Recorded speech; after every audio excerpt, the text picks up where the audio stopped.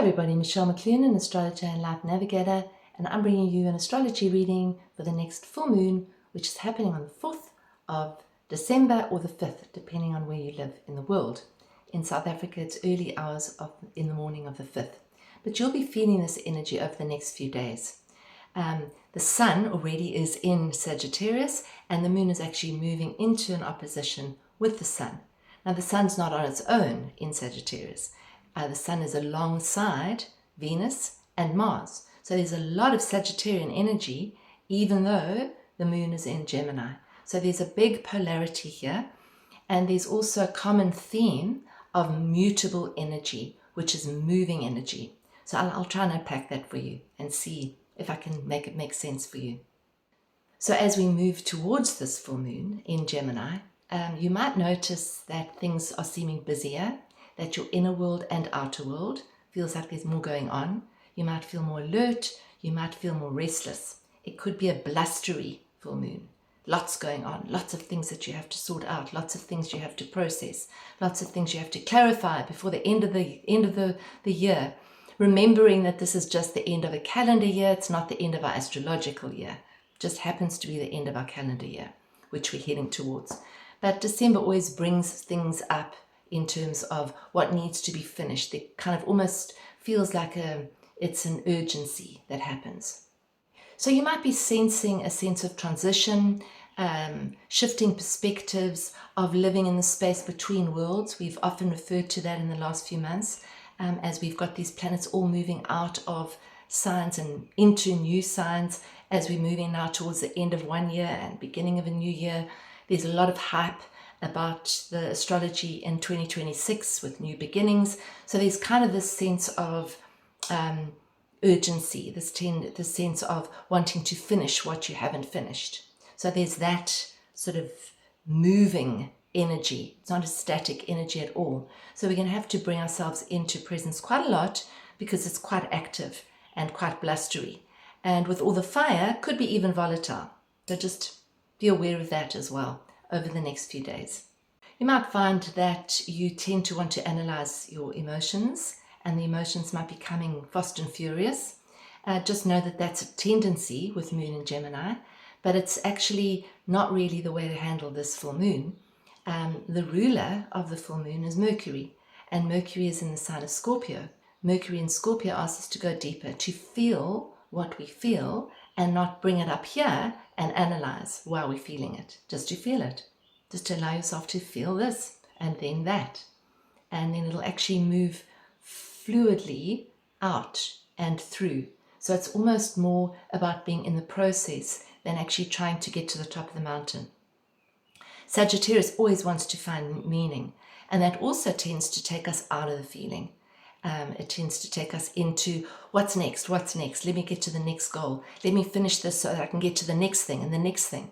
It's the sign of the seeker, and the seeker always wants to seek, wants to get somewhere else, wants to get to greener pastures, as opposed to saying, I'm here now, how can I actually enjoy this that I have now? I think the word joy is coming up more and more for me, and more in things that I'm listening to and conversations that I'm having. Because we can choose whether we're going to be in joy or whether we're actually going to be in the dumps. And so I think that joy is a very, very, very strong vibration, and it'll actually get us through any difficulties that we might actually be experiencing. Find your joy. Find something that gives you joy and do that on a daily basis. That could be cooking, could be painting, could be walking in nature, could be listening to music. Just insert little moments of joy into your life. And that actually will really assist with this energy, because the energy could be quite deep and heavy with Mercury in Scorpio, and it could also be very light and blustery, and it could also be very volatile. This full moon is also in what we call a square to the nodal axis. The nodal axis are it's the karmic axis. It's the lunar nodes. And they're in a direct square at the same degree, but 90 degrees from each other. So you could feel pulled in different directions. It's almost the direction of, I want the facts about something, or I want to feel into the bigger picture, or I'm going to be discerning and trying to find my way through with the mind, this or that, or I just feel like surrendering the whole thing and just waiting to see what actually unfolds. It's sort of a pull. It's what we call a grand cross, when we've got 4 planets in a square to each other. So what we need to do when we have this kind of energy is to integrate all of them. Facts aren't wrong. The big picture, seeking truth, is not wrong. Wanting freedom is not wrong. That's another part of Sagittarius. Wanting freedom, not wanting any kind of limitations. So I think that none of those are wrong. Discernment is not wrong. Intuition and surrender is not wrong. It's actually bringing them all together. So if you can imagine that you have a square and you come into the middle of the square and you rise your consciousness up, you look down on all the different aspects of life and all the different things that you've got to do and all the different choices that you have to make, you're actually in the middle. You're in the center. And from that place, you can decide when you need to decide. You can choose, make the right choices from a deeper place, from an intuitive place, not from this blustery, sort of urgent, maybe even anxious place. It could be anxious energy as well.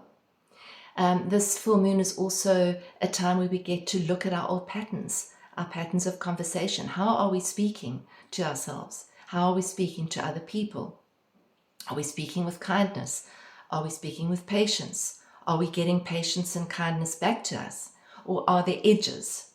And I feel this very strongly with this full moon, because we also have, to support us in this, we have a beautiful grand trine.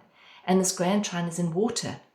And in this grand trine, you have Mercury over here in Scorpio, you have Jupiter in Cancer, and you have Saturn and Neptune at the final degrees of Pisces before they start moving forward into Aries next year, which everybody's talking about, I know.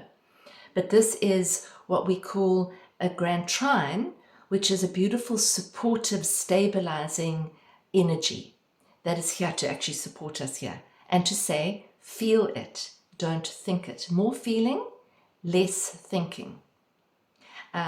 More allowing the unfolding of whatever's unfolding than trying to push and shove and understand it and get the full picture immediately, because you might not get the full picture immediately. And to take some rest time away from all the blustery, sort of busy energy of Christmas or whatever you might be celebrating. So conversations might be more revealing. You might really want to get to the depth and to the truth about what's going on with you and another person or other people. You might find yourself asking deep questions, uncovering layers upon layers of meaning. This Mercury in Scorpio, it's been quite an intense one. Mercury is also opposite Uranus, which adds to sort of unpredictability, unexpected news. I think we're going to get even more things coming to the surface on the global stage. So stay tuned to that one, or not, maybe not. Maybe just go for a walk in nature instead. It might be more nurturing. But it also seems like it's kind of a time that we could have breakthrough conversations. We could have those meaningful, softer, gentler conversations, but really getting to the truth of what we're feeling and what's coming up for us. And then holding a space for whoever it is that we're speaking to have the same process. I think with the mutability of this full moon, we're not looking for final decisions. We're not looking for final answers. We're not looking for rigid conclusions. We really are encouraged to be more flexible, to be more open, to be willing to let things shift, to let your opinions shift, to let your knowingnesses shift. Maybe you don't know the truth. Maybe there's something else that comes to light that makes you question what you've always rigidly believed is true. So allow yourself to move through layers of understanding before something finally settles. Allow it to be a process as opposed to a linear way of approaching something. It's almost more like the tide going in and out, revealing patterns in the sand with each wave, just allowing that to actually happen. That's the moving energy of this full moon, allowing movement. That's what I'm really, really getting. So not to force clarity. Allow yourself to explore. Allow yourself to ask a question. I always see Sagittarius with a question mark. It's like, I'm open to something new. And that keeps us creative. It keeps us interested. It keeps us curious. You're not meant to hold everything. It's better for us to allow the truth to emerge through movement, through curiosity, through a gentle kind of reshaping of our landscape, our inner landscape and outer landscape. So if we treat it like that, this moon can be a moment of insight. It can also be a moment of healing. It can be definitely a moment of growth. And it guides us to integrating all these different parts of ourselves, our minds, our meaning, our intuition, our discernment, into kind of a wisdom. That's what I'm sort of getting from this full moon.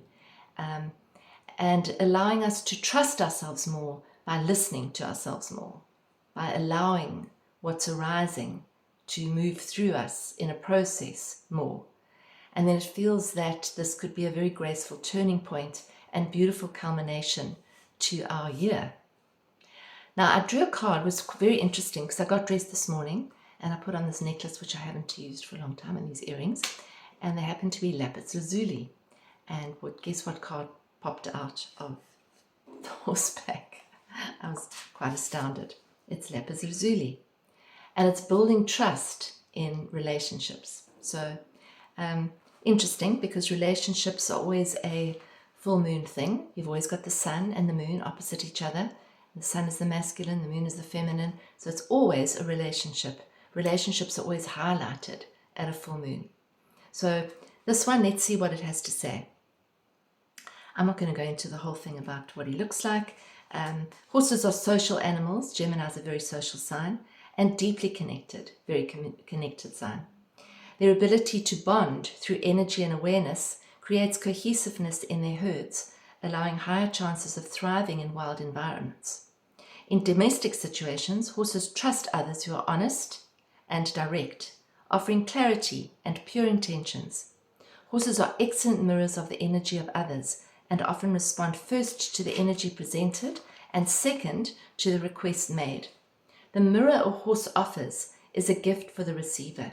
It brings forth awareness of what is hidden. Mercury in Scorpio.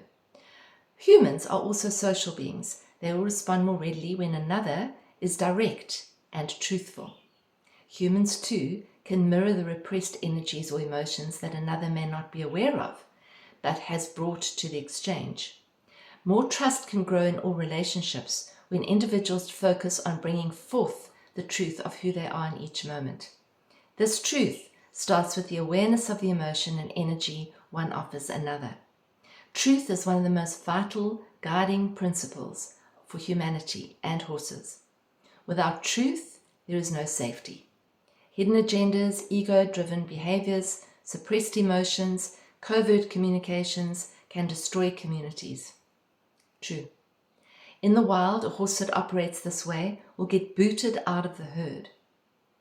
When lapis lazuli appears for you, he is encouraging you to develop the ability to be congruent by being honest with what emotion or feeling is present within your body. Name it and do not resist it.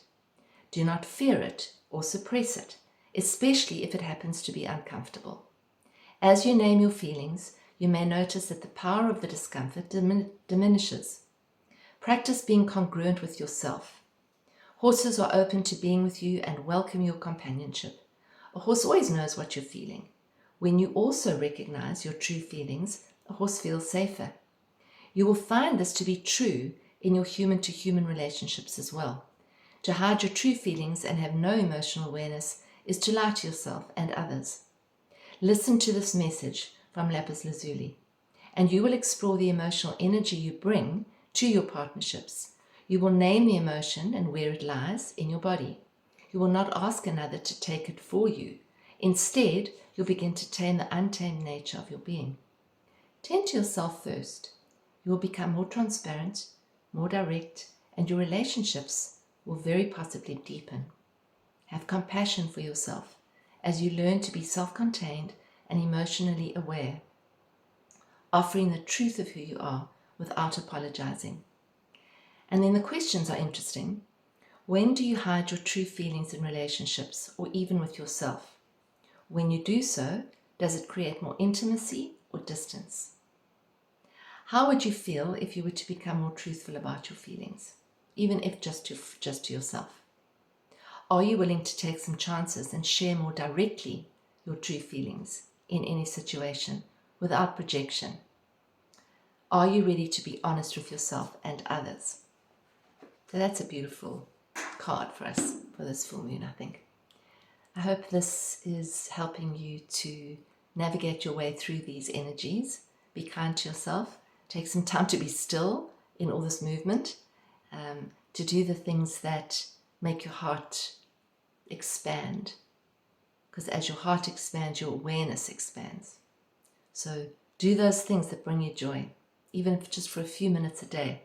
Just tap into that joy button.